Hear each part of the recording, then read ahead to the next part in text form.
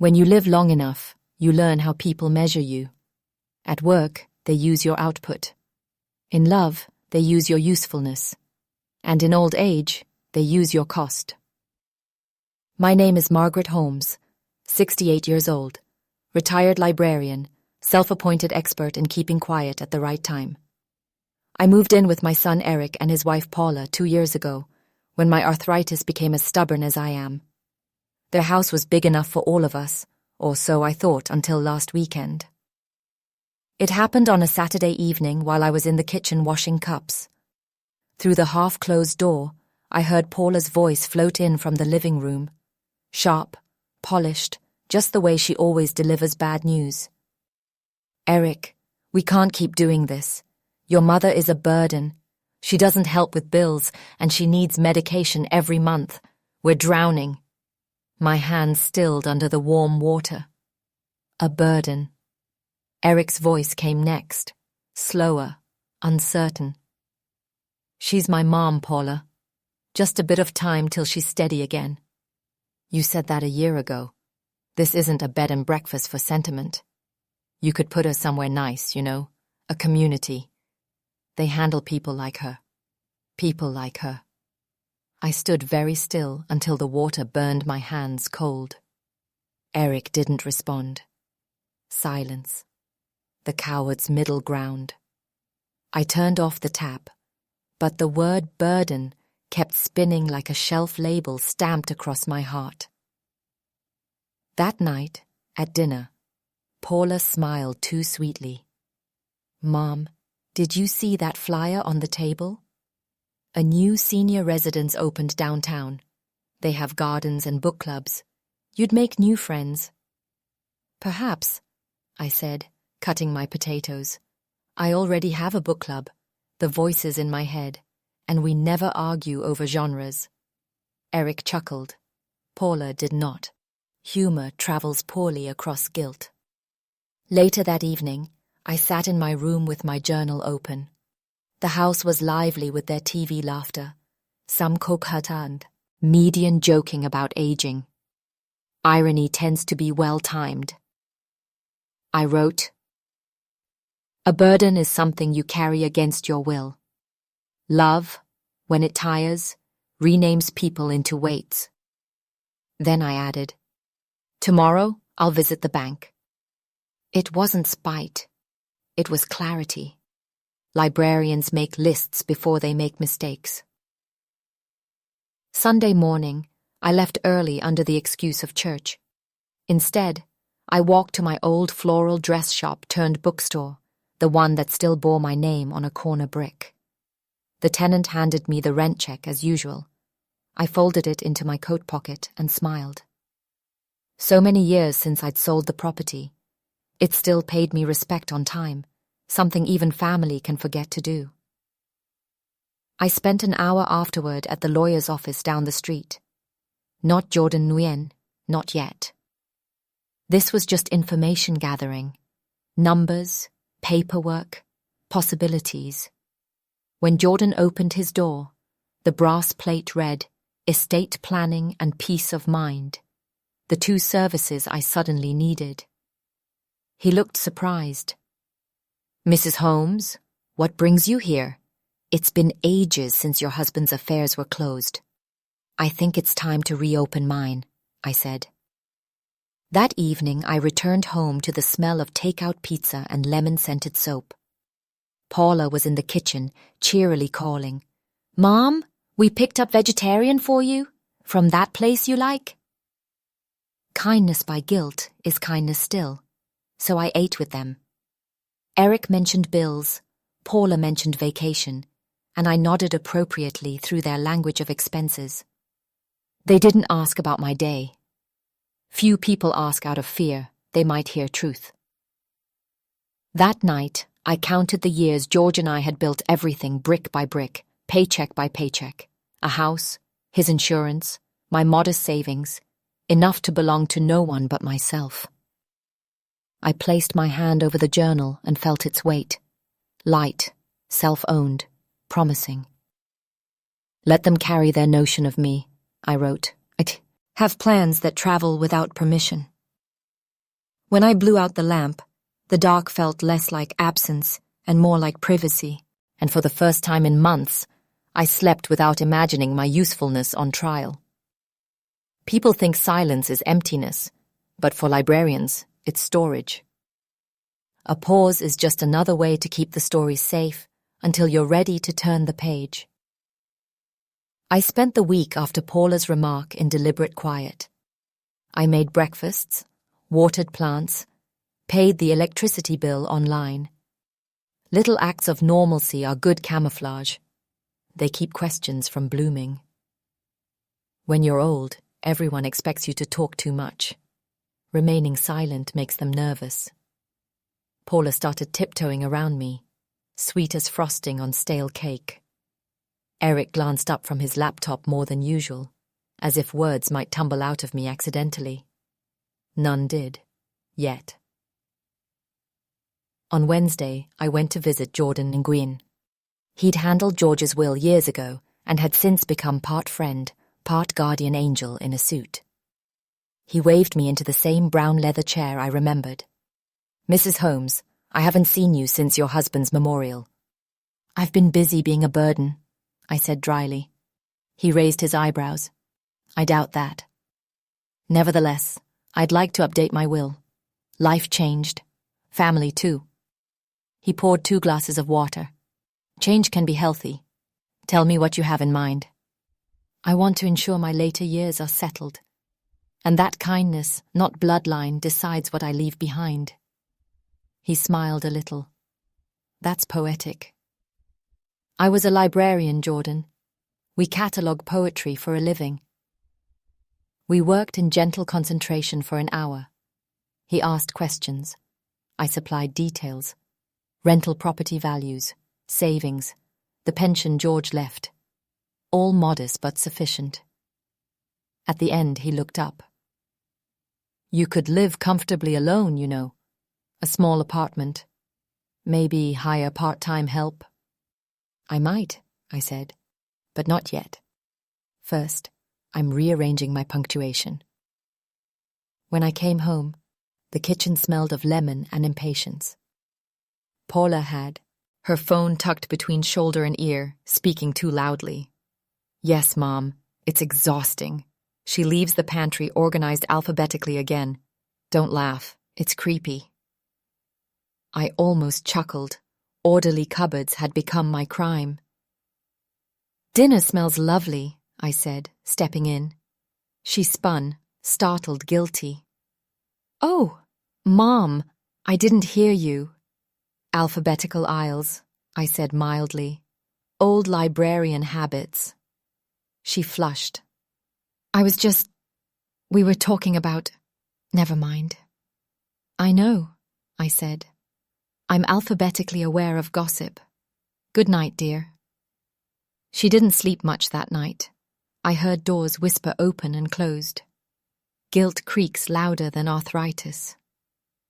The next few days, I made small changes. I transferred utilities back into my name, redirected mail to a P.O. box, and called my tenant to thank them for prompt rent. Each step was a quiet reclaiming of ownership. No confrontation, no announcements, just paperwork as prayer. Tessa, my neighbor and Sunday crossword rival, stopped by one afternoon with pie. "Heard Paula snapped at you again," she said, slipping into my kitchen like news itself. "Did she?" I feigned surprise. "Half the street hears that woman," Tessa said. "You all right?" "I will be," I said. "I'm drafting my silence into policy." Tessa frowned. "Meaning?" "Meaning I'm making arrangements. When the world calls you excess baggage, the best response is to pack wisely." That evening, Eric found me sorting through photo albums. He lingered in the doorway, sheepish. "Mom, Paula didn't mean what she said." "I know. She's just stressed. Bills, work." "Your father used to say the same before we learned stress doesn't pay rent," I replied. "Sit, Eric." He sat, still the tall boy with the worried shoulders. "Mom, If you ever feel unhappy here, then I'll fix it, I said. Promise me one thing. Whatever happens, you'll read before you sign anything. He blinked, confused. Of course. Good, I said, closing the album. That's all any librarian could ask.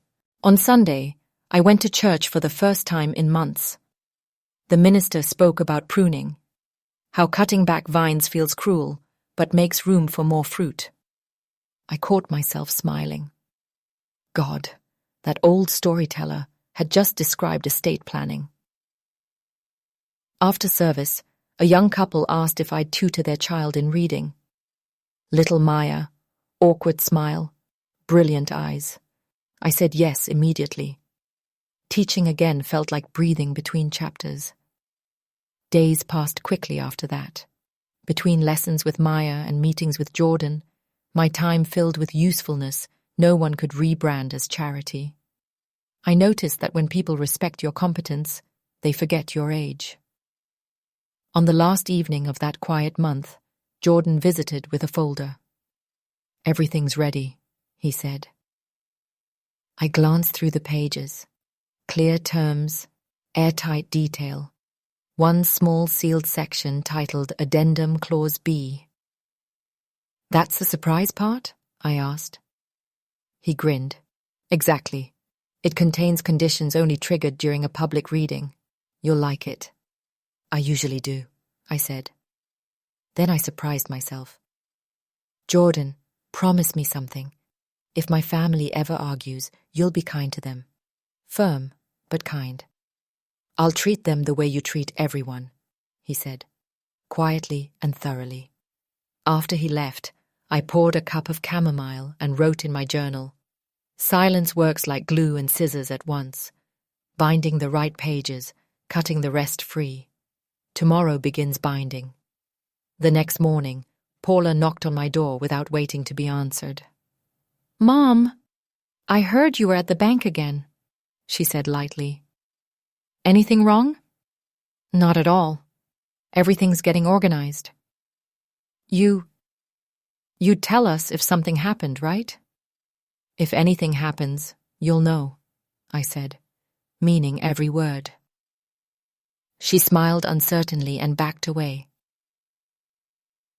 Behind the closed door, I whispered, soon enough. That night, rain came hard. The roof drummed. RH. Rhythmic as George's old heartbeat beside me in another lifetime. I imagined him chuckling somewhere between thunderclaps. A burden, Evie? How heavy could you possibly be? I smiled into the dark. Heavier than guilt, I whispered, but lighter than regret. Ever since George died, I've trusted two things more than people: ink and intent. Both record what the heart means long after the throat grows tired. The evening after Jordan delivered the draft, I read the will aloud to myself like an audiobook for one listener. It sounded sturdy, fair on paper, poetic in places. But something in me asked for more. I didn't just want to divide things. I wanted to define them. So, I began writing my own addendum in the back of my journal. Not legalese, just heart language. Who had lifted me when life was heavy? Who had made me laugh? Who remembered that I existed apart from errands? A librarian's inventory of kindness. The next morning, I visited the retirement community Paula kept advertising. The director greeted me with the patronizing sweetness reserved for the elderly who bring checks instead of conversation. I listened to every word, then walked the courtyard alone. It was clean, fragrant with begonias, and eerily silent. Not peaceful silence, the kind filled with muffled television sets and polite waiting. When I returned home, Paula asked, "So, what did you think?" "I think you should book it for yourself in 50 years, I said. "Lovely place if you enjoy rehearsing for heaven." She rolled her eyes, uncertain whether that was blasphemy or wit. By midweek, I'd opened a small separate account labeled Contingency Fund, M. Holmes. Into it went my bookstore rent check and dividends from a forgotten library pension. Out flowed small envelopes, one to the church food pantry, one to the community literacy program, one to the local animal shelter. Each donation carried a simpe, a note for the ones who still find time to care. It wasn't secrecy, it was rehearsal. I wanted to practice the feeling of giving without credit, in case eternity demanded it. That Friday, Jordan called about the addendum clause. "Want to test it officially?" he asked. "I'll need witnesses, your sign-off, Paula and Eric present, plus mine as executor." "When?" "2 weeks should do. That will give you time to think through conditions." "I don't need time," I said. "They've been writing themselves into my memory for months." "Then let's schedule it," he said. Tuesday, the 11th. The next days flowed in tidy sequence. I sorted out insurance papers, cancelled unnecessary subscriptions, even sold George's old fishing gear online. Each transaction felt like sweeping a floor before guests arrive. Guests named Consequence and Clarity. Tessa teased me. "Planning another revolution?" "Maintenance," I said. "Revolution's just maintenance overdue." We went for tea at the town cafe. She nudged the folder peeking from my bag. "So, that's the famous will?" "Version 1, final coming soon." She laughed. "You always did love a sequel." That weekend, Eric's tone changed. Guilt had evolved into discomfort. He caught me refilling bird feeders and said, "Mom, you've been busy lately. Need any help?" "I'm fine." "You and Jordan seeing each other a lot?" "We share hobbies," I replied. "What hobbies?" "Documentation." He frowned. "Paula worries you're planning something drastic." "She's right," I said. "I'm planning peace." He didn't know whether to be relieved or alarmed. Good. Ambiguity keeps people polite. On Monday night, I invited young Maya and her mother to supper as a thank you for my tutoring joy. The child brought me a card covered with crayoned hearts reading, "Thank you for teaching me new words." "You're welcome," I said. Then to her mother, "Keep this little one writing. Words are bank accounts that never go bankrupt." That phrase stayed with me. It would soon find its way into the will. Tuesday arrived quieter than expected. Rain Tuck upped steadily, assertive yet not rude, as if rehearsing applause for the performance ahead. At Jordan's office, I reread everything once more. My estate would be modestly split. 50% to Eric if he fulfilled certain conditions. % to Paula if she met another. % distributed to community programs and a scholarship fund for library science students. The conditions were simple.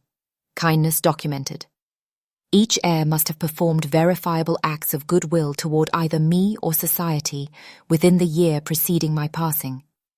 If they hadn't, their portion would redirect to the scholarship fund. Jordan called it poetic justice with receipts. He added a line of his own.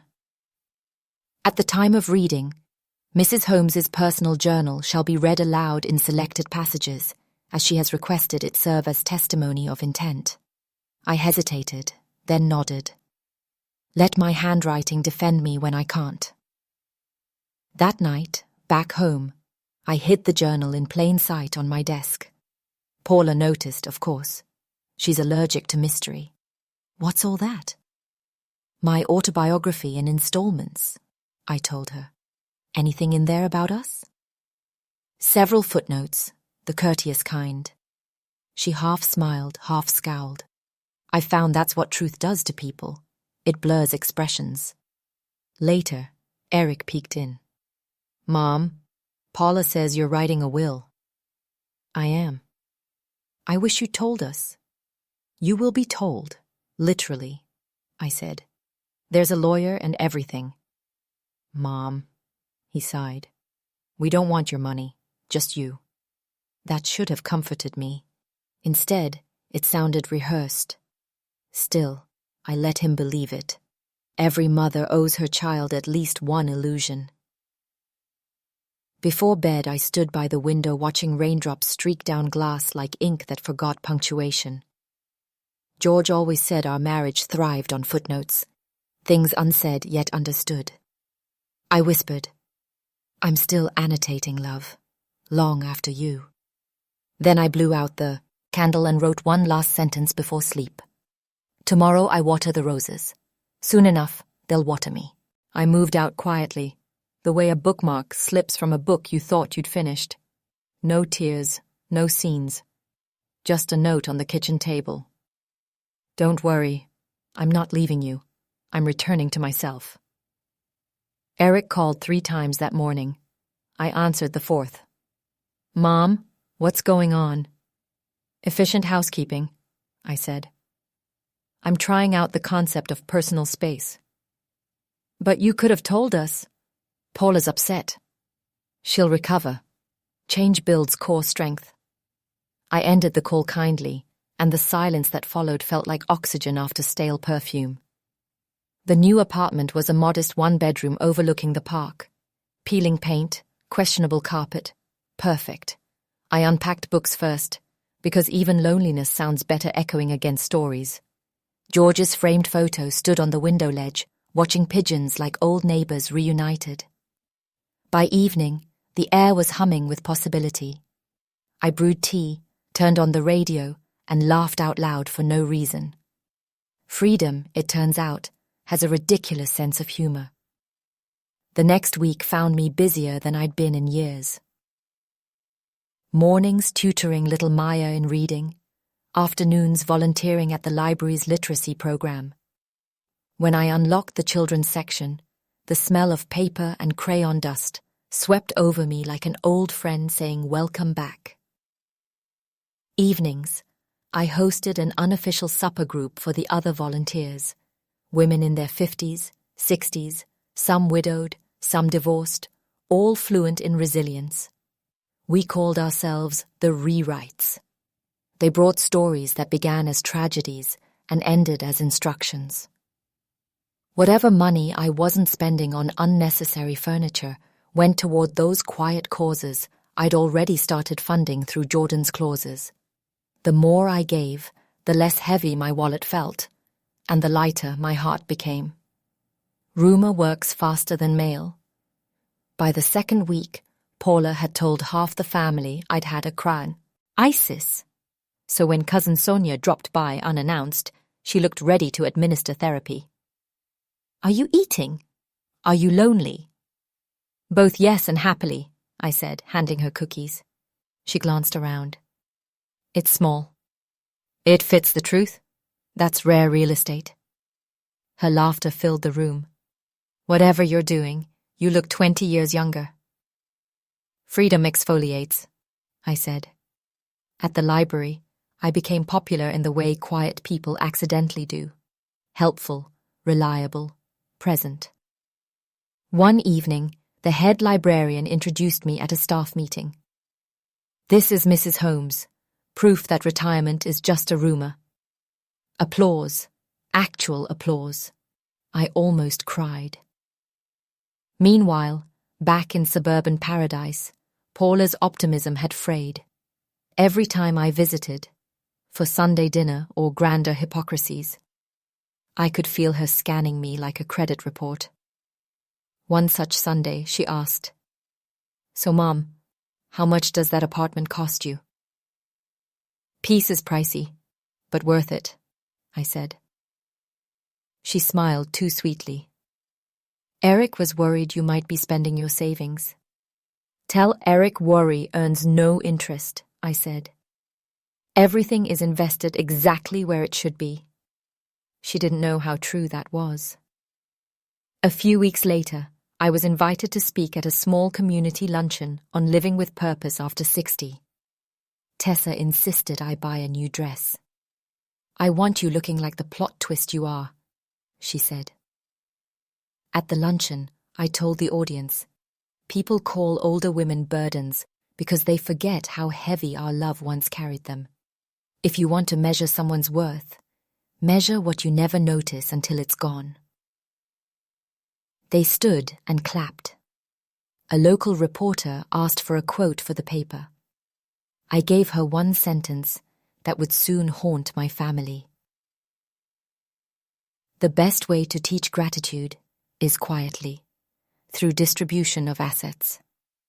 When the article appeared 2 days later, it included my photograph holding a mug painted Book L, over and fighter. Underneath, local retiree uses estate planning to inspire kindness. Eric called before breakfast. Mom, there's an article about you. I know. Good photo, isn't it? Are you well? He asked, voice small. I've never been better. How's Paula's reading these days? Why are you doing this? Librarians hate hoarding books. I just extended the philosophy to life, I said. He sighed, realizing argument was futile with someone editing their own dialogue. That night at home, I looked at George's picture. Well, old dear, they're starting to notice. Phase 2 of Project Appreciation has begun. He didn't answer. Dead men rarely interrupt. But I could almost feel that familiar twinkle of mischief between us. We'll let law and love handle the rest, I told him. A week later, Jordan phoned to confirm. All documents are officially filed. If anything happens, they'll receive summons for the reading and we enact the addendum. Excellent, I said.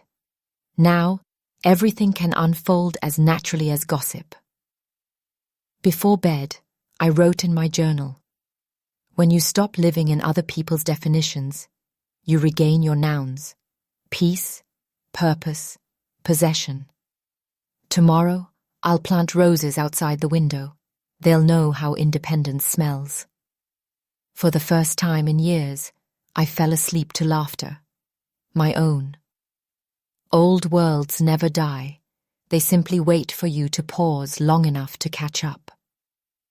Mine arrived on a Thursday at 2 in the afternoon, complete with my son, his wife, and a box of pastries labelled, "Just checking on you."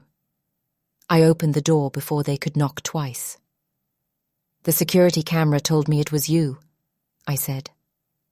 Camera? Paula looked alarmed. Amazon discount. Peace of mind and free shipping. Eric forced a smile. Can we come in?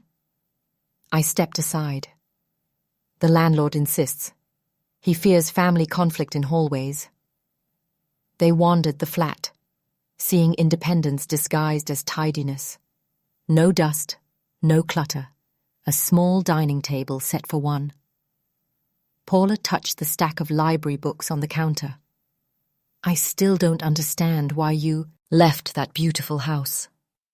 I wanted to live somewhere hospitable to silence. Eric cleared his throat. Mom, you know we love you. We just feel you've been distant. That's what distance usually means, darling. Paula shot him a look that said, your turn. He sighed. Some relatives called. They saw the article about your estate planning. They think you're updating your will against us. That's a dramatic preposition, I replied. I prefer in favor of peace. Paula's voice sharpened. It's because of what I said, isn't it? About being a burden? You didn't invent the word, I said lightly. You just used it accurately enough for me to look it up. Eric stared at the floor. Mom, I never wanted you to feel unwanted. Intent is lovely, Eric, but impact lasts longer. They sat on the sofa, pastry box growing awkward between us. Paula tried again. Look, we just worry about you handling finances alone. These accounts and lawyers, they could take advantage. Honey, I said gently, people can only take advantage of what you leave unguarded. My trust is well armed. Her eyes narrowed. So you have a trust? I do. And so does faith. Mine pays better dividends. She stood, hands on hips. This is ridiculous, Margaret. You're making it sound like we've done something wrong. I folded my napkin. Paula, if I listed your acts of kindness, we'd have time for tea and dessert. If I listed your complaints, we'd miss the lawyer's reading. That stopped her. The what? I smiled. Oh, didn't Eric tell you? Next month, Jordan Nguyen is hosting a formal review of my will for family and beneficiaries. Eric's head snapped up. Mom, you said that was standard procedure. It is. Every family needs a bookmark before turning over a new chapter. They both stared at me as if I'd grown plot armor. After they left, Tessa dropped by with mail. I told her everything.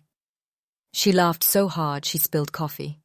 Margaret, you've become a genre of your own. What's next? Confetti at the reading. Maybe gentle applause, I said. Every truth deserves a soundtrack. Weeks slipped past, and the day of the meeting arrived. The folders were ready, the clauses sleeping like cats in ink. Jordan sent confirmation emails to all beneficiaries. I could almost hear Paula Googling the word beneficiary. At night, I tested phrases in front of the mirror. Gratitude without sarcasm, finality without cruelty. Hard balance, but possible. 2 days before the reading, Eric showed up alone. No pastries this time. He stood in the doorway, rain sparkling in his hair. Mom, whatever's coming, I just want you to know I'm grateful, even if we don't inherit a cent. I smiled. Good boy. You're close to earning compound interest in heaven. We hugged, a real one, unbothered by furniture and history. When he left, I wrote in my journal. They finally came to weigh the burden and found it lighter than their guilt. Tomorrow, they'll learn how light feels. That night, the rain returned, same as the day I first visited Jordan's office. It sounded like pages turning. George always said storms were divine bookmarks. I poured tea, raised my cup to his memory, and said, Here's to chapters they'll never expect, but definitely deserve. I woke that morning with the same calm you get before a librarian removes the silence please sign and lets truth speak for itself. The rain had stopped. Sunlight chopped itself into tidy squares across my kitchen tiles, and somewhere I heard George's voice in my memory say, Be kind, but be clear. So I dressed in kindness. Light grey suit, pearl earrings, the ones Paula had once called funeral jewelry. Perfect choice, really. Something was about to be buried. The law office smelled exactly as a place of consequences should, lemon polish and nerves. Jordan Nguyen stood by the windows, already smiling. Morning, Margaret. Ready? Always, I said. Is everyone here? Eric and Paula sat side by side, stiff as new stationery. Tessa accompanied me as moral witness. 2 people from the community council were present as neutral observers. Jordan closed the door, the world shrinking conveniently to one honest room. We're here to execute the will of Mrs. Margaret Holmes, he began formally, at her request, while she is, inconveniently, very much alive. That earned nervous laughter, mine loudest. He read the standard preamble, list of assets, real property, accounts, and personal effects. Paula relaxed a little. Talk of numbers always soothed her. Then Jordan skipped to the sealed section marked Addendum Clause B. He looked at me. Shall I? Please, I said. This is the good part. To my son, Eric Holmes, and daughter-in-law, Paula Holmes, I leave 50% of my estate, contingent upon evidence of care, respect, and tangible kindness toward either myself or the community within the year preceding my death. If such evidence cannot be produced, this share shall revert to the Grant Scholarship Fund for Library Sciences. Paula blinked. Evidence? What kind of evidence? Documentation, Jordan said smoothly. Charitable receipts, volunteer records, testimonials, anything proving goodwill.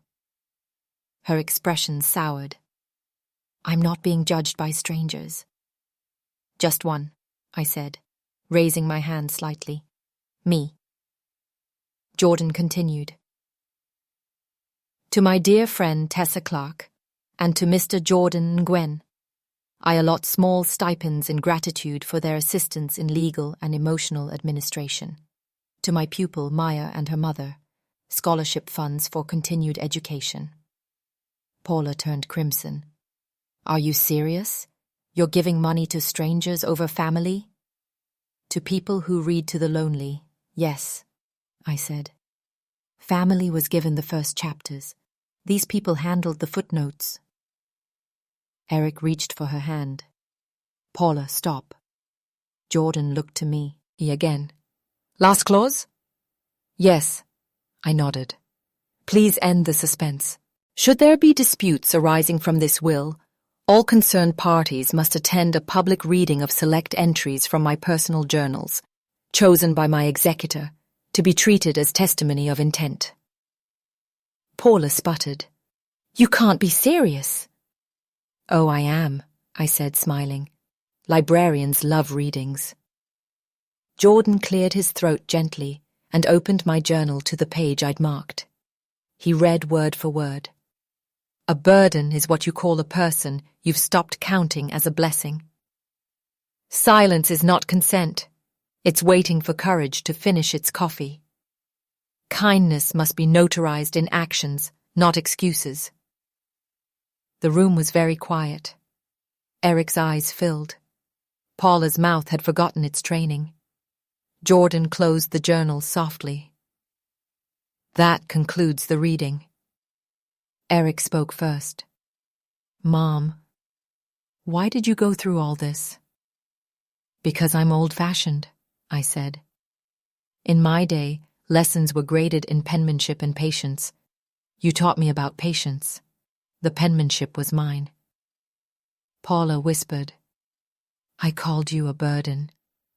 Yes, I said, and I called you family. We both chose our nouns carefully. Her eyes welled but didn't spill. Repression still had a grip. Jordan handed them each a folder. If you'd like to retain your inheritance, there's a simple solution. Treat this clause like a new habit. Kindness, filed annually. Paula all but snatched the paper. Eric placed a hand over hers. No, we'll earn it. I felt something ease in my chest, like arthritis letting go after a good cry. After signatures and formalities, Jordan closed his folder. Mrs. Holmes, your estate plan is an inspiration. You realize you've accidentally invented moral probate. Good. May it spread like spring. Tessa hugged me outside the office. Remind me never to wrong a librarian. You people have footnotes for vengeance. Not vengeance, I said, laughing, cross-referencing. That evening, Eric and Paula came to my apartment again. No pastries this time, just contrition. Eric said, Mom, we don't deserve you. Finally, I said, an accurate budget item. He laughed through tears. Paula took a deep breath. I want to make this right. I went by the community center on the way here and signed up to volunteer Saturday mornings. I smiled. Receipts already. How efficient. She laughed too. Awkward, real. It was a start. That night I wrote in my journal, Justice is not revenge served cold. its truth served warm enough to melt defensiveness. I added a new entry right underneath. Tomorrow, I'll bake cookies for the kids at the library. Sugar is the safest form of sweet power I know. When I turned off the light, the city outside looked less like punishment and more like open shelves. Every window a story finally available for checkout. A year has passed since the lawyer's reading, long enough for memories to compost into lessons. Everything grows easier to name when anger goes quiet. The first thing I notice every morning now is birdsong from the park. They start before sunrise, rehearsing life's next paragraph. I let them. There's comfort in knowing enthusiasm doesn't require permission. Eric visits every Sunday with groceries he pays for without being asked. He cooks too, badly, but with devotion. Paula comes along most weeks, hair tied back, hands clean of pretense. She always brings a folder of volunteer schedules from the community center, where she now runs the weekend reading club. Apparently, children adore her. Seeing her teach them to hold books tenderly feels like poetic symmetry. Look who's changing the story, I tease sometimes. She smiles, trying to qualify for Clause B every year. Keep at it, I tell her. Kindness is renewable energy. One afternoon, she helped me repot a fern on my balcony. This one's stubborn, she said, dirt on her cheek. Plants behave like people. They only bloom when the root space feels safe. She paused, brushed soil from her hands, and said softly, I'm sorry for every month it didn't. The apology landed like sunlight. Soft, warm, sufficient. I didn't need to frame it. Forgiveness had already been planting itself quietly between us. Jordan Nguyen still drops by once a month for tea and chess. He calls me his favorite active client, which makes me laugh. Last week he told me the scholarship fund now supports 12 students studying library sciences. One of them, it turns out, is Maya, the girl whose reading I once corrected with patience instead of red ink. The fund had drawn her full circle. Perhaps we'll shelve forgiveness under the Dewey Decimal for miracles, Jordan joked. Put it near fiction, I said. That's where people look for hope. Tessa and I still play crosswords on Thursdays. Every time she finishes a tough clue, she raises her pen like a trophy. I've already told Jordan to include her collection of dictionaries in my next revision. She'll appreciate the irony of inheriting the alphabet from me. As for me, the apartment that once felt borrowed has become beautifully mine. The walls hold framed library cards from every branch where I ever worked. Tiny proof that words once called me useful. Sometimes I host small gatherings there, volunteers, students, anyone who needs leftovers of reassurance. We talk about aging, purpose, and how to keep meaning fresh. Someone always asks how to avoid becoming a burden. I tell them, stop carrying other people's guilt. On the first anniversary of my Will's reading, Eric suggested a dinner to celebrate the year we learned our manners. We ate at their home, the same dining room where the word burden was first uttered. I brought dessert, apricot sponge cake. During coffee, Paula raised a toast. To Mom, she said, for proving kindness can come with paperwork. Everyone laughed, even me. Later that night, as I left, Eric walked me to the car. Mom, when the time comes, I don't want our money. I want your patience. You'll inherit what you practice, I said. It's already yours. That evening at home, I opened my journal. New cover, same habit, and wrote, Grace is when you stop needing the ending to balance the preface. Every apology, every act of kindness is an edited line that makes the story rereadable. Then, as always, I added one more thought for George. They stopped calling me a burden, love. Not because I changed, but because gratitude finally learned my weight. I closed the book and looked out at the park. Dusk spread its quiet grammar across the sky. Semicolons of clouds, a period of sun dropping behind buildings. Somewhere, a child laughed past bedtime. Somewhere else, a couple argued softly. All of it was living, flawed, ongoing, worth shelving under beautiful. I whispered, "For once, I think the librarian is off duty." And for the first time in years, I turned out the light without checking if anyone still needed me. If this story touched your heart, follow and subscribe to Kindred Echo, where every heartbreak finds its voice and every lesson blooms again.